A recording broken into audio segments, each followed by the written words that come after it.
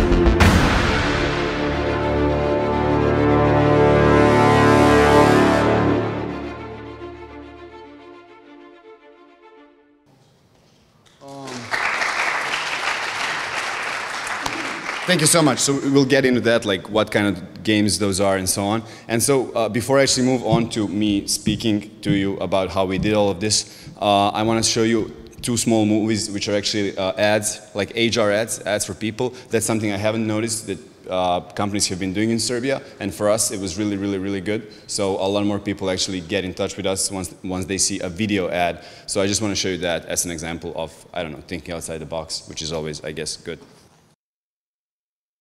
Have you read books out of the thirst for adventure, played games deep into the night, or stayed up late just to catch a flick? Are you a dreamer, a storyteller, the game designer we've been looking for? Then join us and get ready for a challenge.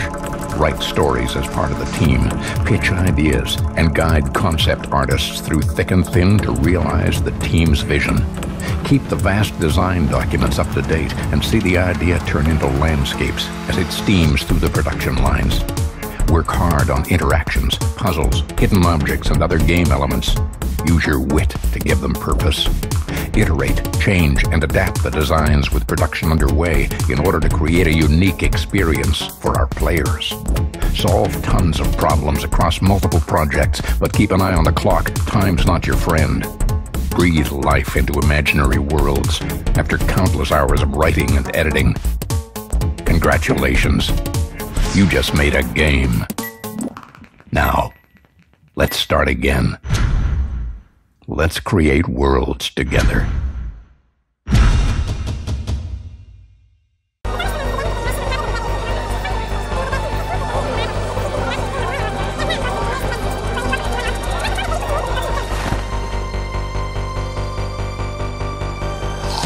Is there a demon of creativity inside you, just waiting to break out? Do you have a world on your mind? Plan it, sketch it, and build it from the ground up. Breathe life into your world. Make it move, dance, and live. You'll need to work fast, take care of deadlines, and make short work of your tasks. You'll need to work calmly, collectedly, in a dedicated team of professionals. A positive, motivating working environment of friends. Join the Eipix cinematic team and grow old with us. Take that small step for man and boldly go where no man has gone before. Apart, of course, from the members of the Eipix cinematic team.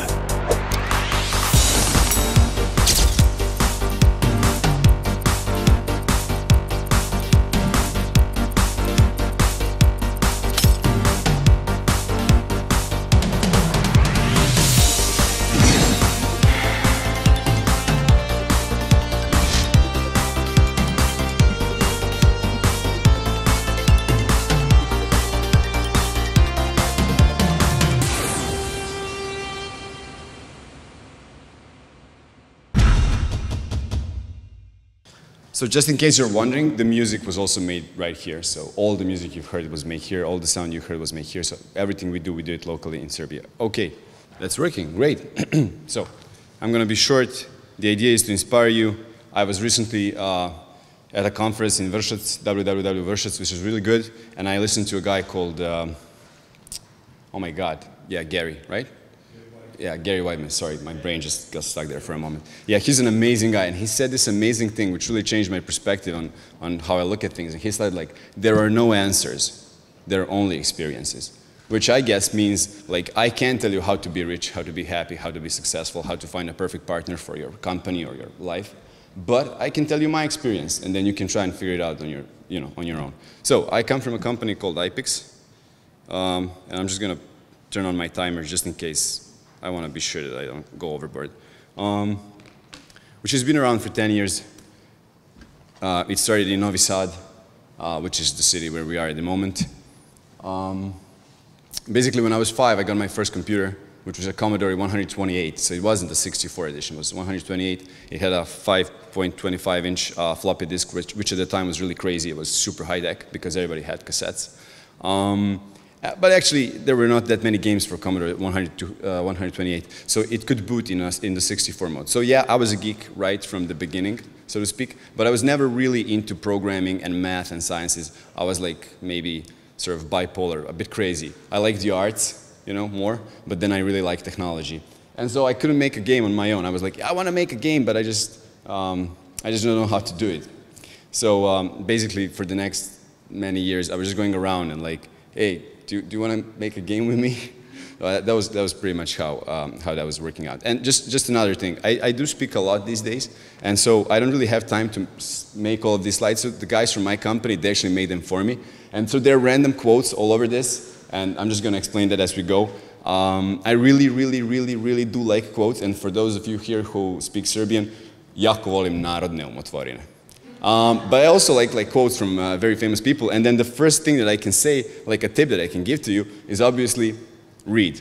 And read great books, and I'm going to recommend a few great books. Well, and Gary said another thing, which was like, everybody in this room who learned how to swim by reading a book raised their hand.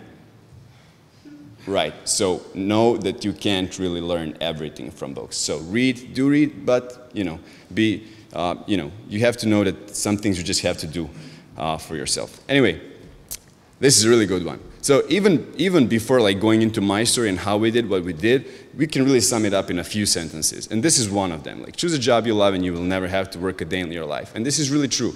And then if you want to earn a bunch of money, work in a bank. That's one thing. Another thing, steal. I don't know, rob somebody. I think that's fairly like easy and quick. But for all the other people in this room who want to make something, and when I say make something, I mean make something of value. And that's a very important thing for me personally, value. Because Mr. Einstein said, do not become a man of success, become a man of value. And that's really important because we say like, wow, this guy, he's so successful. He has this great car, this great apartment. Is that valuable? You know, is that really valuable? Is that person really happy? Another great quote. I wish that you become as happy as you pretend you are. Wow, that's a really good one. Anyway, so just do what you love, and then the money will come as a statement that what you're doing is actually good.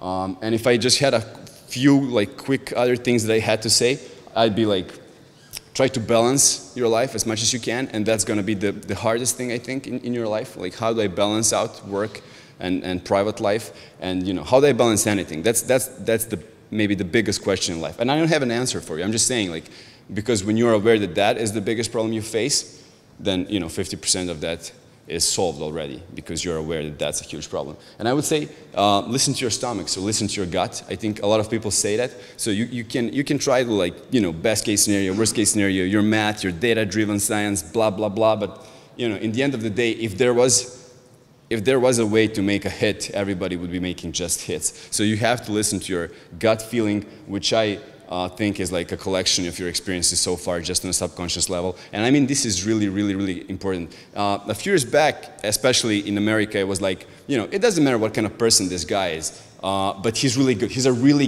great programmer. So I don't care that he goes on my nerves. He's you know, it's business, it's professional, nothing personal. That's a great American saying, nothing personal. Well, it is personal.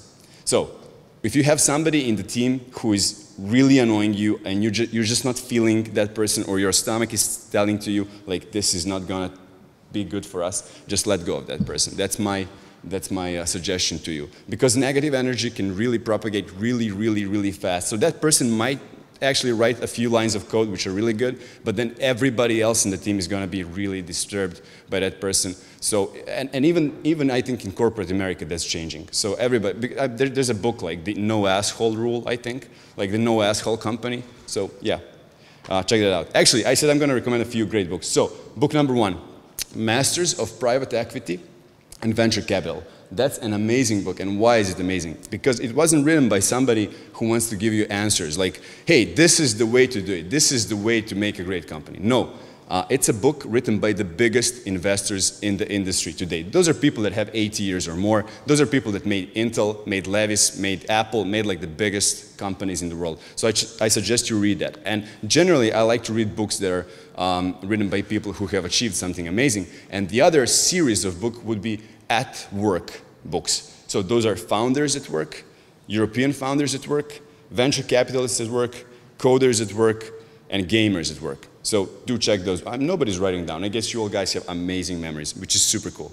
Anyway, You've seen what we've done. We have 350 people, it's a huge company, blah, blah, blah, everything's great. But for me personally, our journey has just begun. Because once you actually see that you can change something, that you can do something, that you can create something of value, then the journey really begins. But seriously, this is how it really began. So 10 years ago, in my flat, which I inherited from my dad, grandmother, which I really loved, that's us. And for those of you guys who are from Novi Sad, you maybe know of another great gaming company called Mad Hat. So the two guys on the right, they're the founders of that company. So later we separate and they start up this great other company. So you see how that looks. It's a flat. There's no Google. There's no Facebook, just so that you know. Anyway, so what's the plan? No plan, no idea, no money, no knowledge, no experience. A recipe for success, right? Well, it might look funny today, but at the time, the word startup didn't mean anything in Serbia. The word bootstrapping didn't mean anything in Serbia. You couldn't find a book in English in Serbia, and you pretty much couldn't leave Serbia because we were under embargo, and pretty much you couldn't receive any money from abroad. So it was really kind of banging your head in the wall and just trying to break it, and we actually broke it, which is kind of cool. Anyway, so I was just going on the street, like, do you want to make a game with me? Do you want to make a game with me? I actually found like a few guys, and we decided to make a futuristic sci-fi racer. That was our basic, maybe sketch. This is how we wanted it to look. And 3 years later, we made this. So 3 years, no sleep, no Saturdays, no Sundays, no New Year, no Christmas, just work, work, work, work, work, work, work. We make this. It's a fairly robust and good game, and it earns us next to nothing, which is really a failure in every imaginable sense. Why? Well, we didn't do market research, we didn't do competition research, you know, we just got in there and just made a game that we wanted to make. It was feature creeped all over. I don't know if you know what feature creep means. It's like when you got a finished product, but then you're like, hey, I got this great idea, I'm just gonna add this, and then, wow, another great idea, I'm just gonna add that, and then the feature creep, and it just becomes a huge problem that you have. So watch out for that too. You just have to know, and that's the balance, right? The hardest thing, you have to know when to stop with development, right? I mean, today it's much different. Today you soft launch a product and so on and so on. Anyway, back to our story. So, yeah, Pyroblazer, it failed. And so, another random quote, but really, really true. During your development process, if everything is going exactly to plan, something somewhere is going massively wrong. So you should know this. There are no perfect people, there are no perfect companies, there are no perfect situations. So if something is looking perfect, something is really wrong. So just watch out for that. Anyway, so a few years later, so we did the Pyroblazer. It was a failure, and then people from abroad saw our game, and they were like, hey guys, do you want to work for us? And we're like, hey, yeah, we want to work for you because we don't want to spend the next 3 years making another game that's not going to earn anything. And so we become outsourcers, which is pretty much what everybody in Serbia and the region does. And I implore you not to do outsourcing, because then you're India and China, which is cool. I mean, I actually have a guy from India in my company, but I think we can do better. I just feel, you know, that's the added value. I think we can create a product, we can create a service, we can hold the intellectual property and not just sell it. And anyway, we are so much culturally fit than the guys I just mentioned, because, you know, this is StarCraft, right? I play StarCraft. I have Levi's on me, Nike, I drink Coke, Red Bull, so, you know, I speak English, obviously. So I'm basically an American living in Serbia. And that's, trust me, that's a huge value. Anyway, 2 years we do outsourcing, we do whatever, like porting, modeling, art, music, sound, everything, and then it hits us. There's a huge crisis in the world. You all know how that looked. And the outsourcing is the first thing that goes. A lot of companies close down. We don't have business anymore. We are on the verge of collapsing, and we're like, okay, so what are we going to do? And by that time, I actually went to a few conferences outside of Serbia and met some people, and which is another tip that I can give to you: network. Go out there, meet people. I mean, you're here, which means that you're already doing it. Great. I applaud you. Just continue to do it and meet people. Just don't sit there and be like, okay, I'm here. Just go around, meet people. It's the most important thing in life. Trust me. And so I'm told that there's a company from America, from Seattle, called Big Fish Games. I meet them at another conference in Kiev. We sign up a deal, and we start all over again. So basically, 6 years in my entrepreneurial career,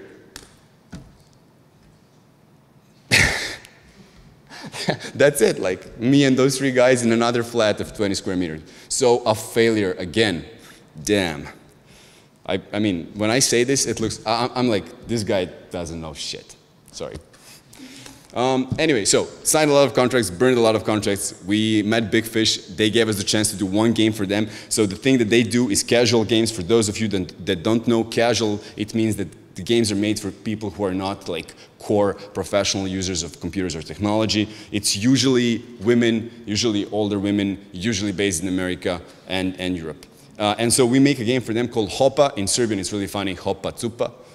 So Hopa, it's an acronym for Hidden Object Puzzle Adventure. And so this is the first Hopa game that we make for them. It's called Final Cut, Death on the Silver Screen. It was critically acclaimed. It was really good. And you know, based on the success of this 1 game, they actually gave us more games. And now a small interlude with another crazy quote, which is really a good one. Ideas and people are spread out evenly on the planet, but opportunity is not. So what that means is right here in this room, we have as many ideas as do the people in San Francisco, right? There's no difference, but they just have the opportunity, which we do not have here. So I implore you, if you want to do something with your life, you have to travel. I'm not saying leave Serbia. 30,000 people leave Serbia every year, and that's a horrible problem that we have. But just, you know, pack your bags, go there for a month, 2 months, 3 months. It doesn't have to be San Francisco. It can be London, Berlin, whatever. You just have to get out of here. Because, I mean, I don't want to talk to you about Serbia. You all live here. You all know. So that's a really important thing. Anyway, Hopas, what are they? Hidden Object Puzzle Adventure. It's basically an adventure that you watch through your own eyes. So it's a first-person view experience. You never see yourself as a player. And then there are some scenes that are called Hidden Object, where there's a list of items that you need to find. It sounds boring, but it's actually really, really, really funny. And this particular game was done in cooperation with Smithsonian, which is the biggest museum in the world. And I'm really, really proud to have worked with those guys. Unfortunately, or fortunately, Big Fish was acquired last year by CDI, which is a company that does gambling, and Smithsonian, you know, their idea is the diffusion of knowledge, and they never work with companies that are decadent, and they consider gambling to be decadent, and so do I, by the way. Anyway, moving on. So what I did, I actually made a factory for Hopas. So that's the thing. That's what differentiates us from anybody else. I was really hungry. I didn't know that at the time, but my American partners, they told me, Mirko, you're hungry. And when I say hungry, I don't mean like, you know, well, I don't know, I might be a bit hungry, but actually I'm hungry for success. I'm hungry for value. I'm hungry for cash, right? I'm hungry for like making something. I'm hungry for making a company. And they saw that, they recognized that, and I can tell you that people will recognize that in you. So just, you know, go out there, speak to people. Anyway, we started scaling and scaling and scaling, and then, you know, from 15 went on to 20, 30, 50, 100, 200, 300 people. And we've been making a bunch of these games. And these are some of the games that we do at the moment. So basically we are making, so in 2013 we made 1, 2014 we made 8, no sorry, 2012 1, 2013 8, 2014 16, 2015 24 games. So this year 24 games, which as far as I know is the biggest number anybody ever made on this planet. So basically in the solar system, so basically in the universe. Woo! Thank you so much. Thank you so much. And then, based on that success, I mean, we showed that we can do a bunch of games. Big Fish actually gave us this mystery case files, which is like their main franchise. And when I talk about it, it's basically, imagine Sony, Columbia Pictures, right? They come to Serbia and they say, James Bond, that's our intellectual property. So James Bond, from now on, is going to be made in Serbia by this director here. Basically, that's what happened. So the guys in Seattle, they figured out, well, we got these guys in Serbia. They're cheap, they're fast, they're better than us. Why don't we give them our franchises? So that's why we're doing Dark Parables, Mystery Case Files, and Hidden Expedition. And by the way, Mystery Case Files is the first Hopa game ever made. And it has, during its lifetime, which is something like 10 or 12 years, over 1 billion cumulative downloads. So $1 billion, which is really crazy. Okay, another crazy quote. Invest more in people, less in products and ideas. As I just said a minute ago, everybody here has great ideas, and the lady just showed us that we can really figure out really crazy, really cool, really super ideas in like a second, right? It's not a problem, but can we actually realize those ideas? That's a huge question. And so I think that with the right people, you can realize the right ideas. And in this book that I mentioned, Masters of Private Equity and Venture Capital, there was a guy who was tasked with this thing, which was, there was a famous university in America, and he was supposed to commercialize their products. So he was supposed to like find the scientist who has made a breakthrough in science, invest money in him, and create a product that's going to bring more money, right? And so what he found out is that even in science, it's serial. So if there is one scientist and he makes a breakthrough, he's going to make it again and again and again, because it's in the people. It's not in the ideas, it's not in the products, it's in the people. And I guess Steve Jobs, that everybody talks about, it's like the, you know, one man of 100,000 goes away, the company goes down. He comes back, it's the most valuable company in the world. So, surround yourself with the right people, would be the takeaway from that. Yeah, so in Serbia, it's not really that easy to surround yourself with the right people because we don't have an educational system that can really help us. So, for all of you who want to build your company, you're probably going to have to educate your people. So I'm just saying, be ready for that and figure out a system early on how you actually want to do that. And so, where are we now? So we are making a bunch of these HOPAs, but to be honest, the HOPA market, the HOPAs were invented on a PC. And as you all know, mobile platforms are now in the rise. So the PC games are sort of dying, but the HOPAs are present on the mobile platforms, but it's not really going that well. It's a sort of equilibrium, it's standing. And we all know from physics, right, that in the universe nothing is ever standing. Everything is moving. So I think I'm standing, but the planet is actually rotating, and then the planet is moving around the sun, and then the sun is moving around something, and the Milky Way is, yeah. I like sci-fi. So if you're not going up, you're going down, and we're going down. So we have to figure out what to do next. And the next thing we're going to do is free-to-play. I don't know how many of you, so all of you who know what free-to-play games are, okay, that's not that much. It's really an interesting phenomenon because the games are free. They're totally free. You download them, you play them for free, and they earn the most money in the world. So there's a company called King, and they have a game called Candy Crush. So have you heard of Candy Crush? Oh, that's much better. Anyway, Candy Crush grossed $1.4 billion last year, USD. So just to put things into perspective. So how do they do that? Well, they do it because there are various ways to monetize the players. I hate that word, monetize. Yeah, but it's true, to monetize the player. So maybe ads, maybe in-app purchases. So the game is completely free, you play it, it's free, it's great, it's super, but then there's a level and it's really, really, really hard. And so you spend one day playing it, you fail. You spend another day playing it, you fail. You spend another day, look, I spent 3 days on this game, and it's just $3 for me to pay to get a super booster that's gonna help me finish this level. It's like my time is worth more than that, and I wanna continue playing this game. And you pay $3, right? And then this game has a user base of, I don't know, 15 million players, and maybe 1% converts. And then I'm not really good at maths, but trust me, that's a lot of millions of dollars a day. And then even more a month, and then over $1 billion a year. Okay, so that's the biggest player in the industry. By the way, also recently acquired by Activision Blizzard for $6 billion. But we are trying to get there. So that's our next stop, free-to-play gaming. And so whatever you're doing, try to think about it, because it was really crazy. Like, we're going to make something free, and it's going to earn a bunch of money. So it's think outside the box, and you should think outside the box too when you design your product or your company. And so ideal workplaces do not exist. Ideal workplaces are made, and that's something that I usually like to leave people with that, because it's like, particularly here in Serbia, we're like, the system is not good, the government is not helping, my company is horrible. You have to invent it, you have to make it, you have to figure it out. I'm doing it every day. Every day there's somebody in the company who comes to me and like, this is not good. And I'm like, okay, let's figure out how to do it better. Okay? And just to show you what can be done. So you've seen HOPAs that we make. We're making a bunch of free-to-play games at the moment. Free-to-play games are much, a few days later, much more complex than HOPAs, so it's really taking us a lot of time. But I actually want to diversify into other forms of entertainment.